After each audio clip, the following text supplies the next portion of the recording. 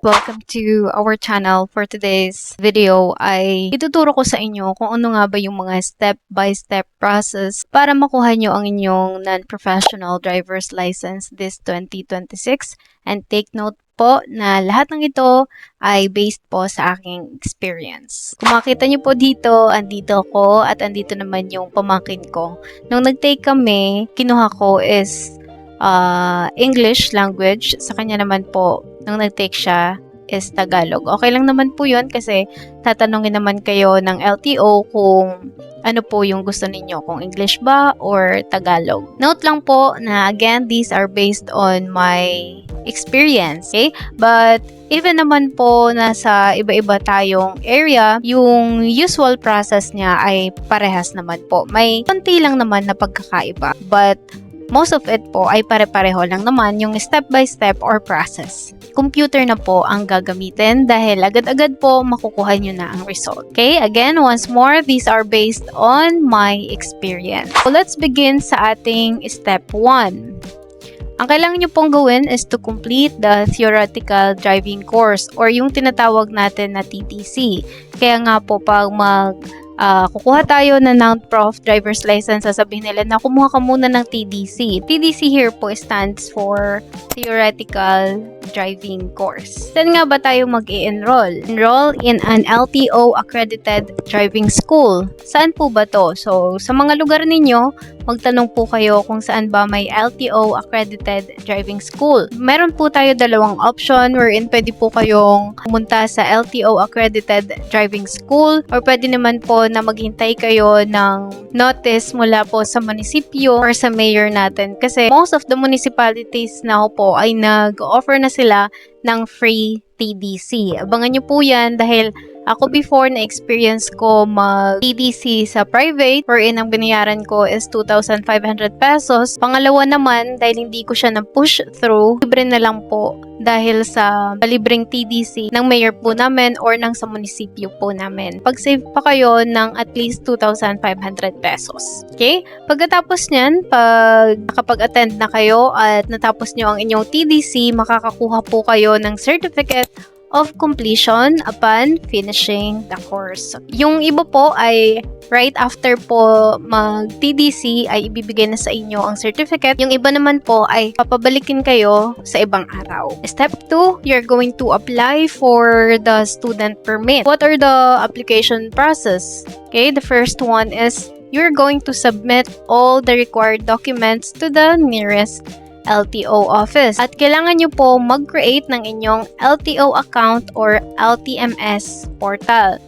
Sa next slide po ay sasabihin ko kung ano po yung mga documents na yon. At sa LTO account naman po, kailangan nyo magdala ng cellphone, at dapat meron kayong data pagpunta nyo doon dahil magke-create kayo ng inyong account. Don't worry dahil i-guide naman po kayo ng guard or kung sino man po yung assistant na nandoon. Ito na po yung mga required documents na kailangan nyo pong dalhin. Let's begin with number 1. Kailangan nyo ng duly accomplished application permits and license. Ano po ba to? Ito yung APL form. Pag nasa on-site naman po kayo, ay automatic naman bibigyan kayo ng form ng guard po or ng assistant. Number 2, original and photocopy ng inyong birth certificate. Make sure po na ito po ay PSA na at hindi na po NSO. Dapat po kasi updated na ang ating birth certificate. Anyway, kung kukuha kayo ng birth certificate, meron po tayong tutorial dyan. Tingnan nyo na lang po sa aking YouTube videos. Dahil hindi po kayo makakakuha ng inyong birth certificate agad-agad, hindi po kayo mag-appointment online. Next one is we have the medical certificate from LTO accredited clinic. Saan ba to? Don't worry kasi kapag pumunta kayo sa mismong branch ng LTO, marami pong medical clinic na pwede kayong makapag-medical. Ang validity po nito ay 1 to 2 months validity lang. Next, number 4 ay kailangan nyo pong magdala ng original at photocopy ng inyong valid ID. Now, magkano ba yung mga babayaran? Okay, magkano ba yung babayaran? For the TTC po, ang binayaran ko before is 2,500 pesos. Anyway, it may vary po depende sa driving school. Pero pwede kayong mag-prepare na ng 2,500 pesos.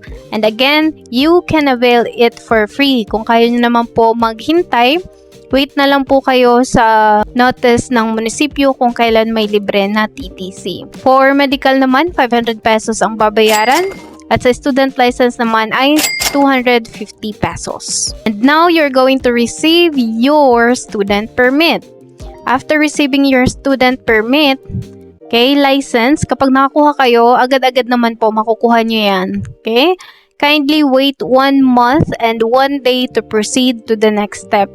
Once na makuha nyo na po yung student permit, diba, unang ginawa nyo is kumuha kayo ng TDC, kumuha naman kayo ng student permit, kailangan nyo maghintay ng 1 month, okay, and 1 day para makapag-proceed sa next step.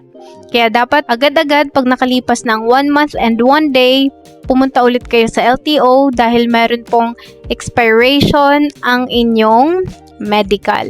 Sayang naman po kung uulit kayo. Next, step 3, you're going to complete the practical driving course na. Dito ay you're going to complete an 8-hour practical driving course.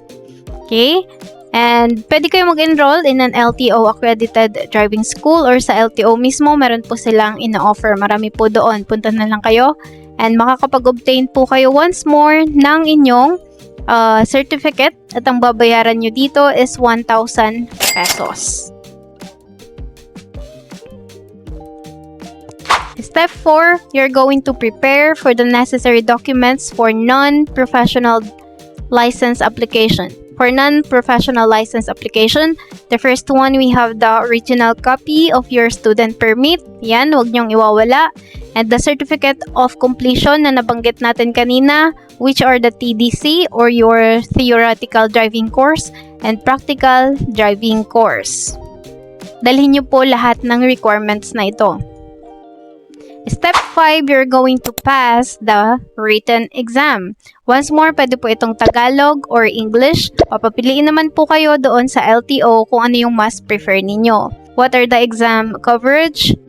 Ano nga ba yung mga exam coverage? We have the road signs, traffic rules, and driving regulations. Don't worry dahil meron po akong mga reviewer na ipoprovide para sa inyo. Wait nyo na lang po dahil ang iba po ay ina-upload ko pa. Passing score is 48/60. Kailangan nyo makakuha ng 48 na score dahil 60 items po ang inyong sasagutan.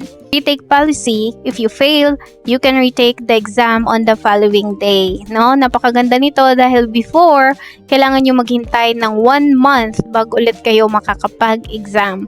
Ngayon, kahit halimbawa nag-take kayo ngayong araw, kinabukasan ay pwede na kayong makapag-retake. Okay? Step 6, issuance of driver's license. After completing all the requirements and passing the examinations, your non-professional driver's license will be issued. Congratulations! Drive safe everyone and please don't forget to subscribe at see you po sa ating next video. Good luck and congratulations! Bye!